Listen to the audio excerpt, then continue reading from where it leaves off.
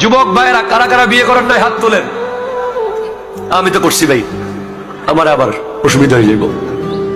যারা যারা বিয়ে করেন নাই তারা এখন থেকে নিয়ত করেন যে আপনার বিবিকে 1 ভরি 2 লাখ টাকা স্বর্ণ না দিয়ে, 10 ভরি 20 লাখ টাকা স্বর্ণ না দিয়ে, 1 ভরি স্বর্ণের টাকা দিয়ে তাকে পবিত্র ওমরায় নিয়ে যাবেন।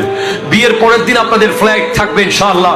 এরপরে আপনি মক্কাতুল মুকাররমা মদিনাতুল মুনাওয়ারায় গিয়ে আল্লাহর নবীর কাছে দোয়া করবেন, আল্লাহর কাছে দোয়া করবেন, নবীজির কাছে গিয়ে আল্লাহর কাছে ক্ষমা চাইবেন।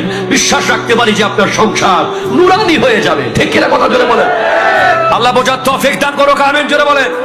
মনে রাখবেন, স্বর্ণ কিনে দেওয়াটা বাধ্যগত নয়, কিন্তু আমার নবী বলেছেন মান যারা কবরি ওয়াজাবাত লাহু শাফাআতি, যে ব্যক্তি আমার কবর জিয়ারত করবে তার জন্য আমার শাফাআত ওয়াজিব হয়ে যাবে।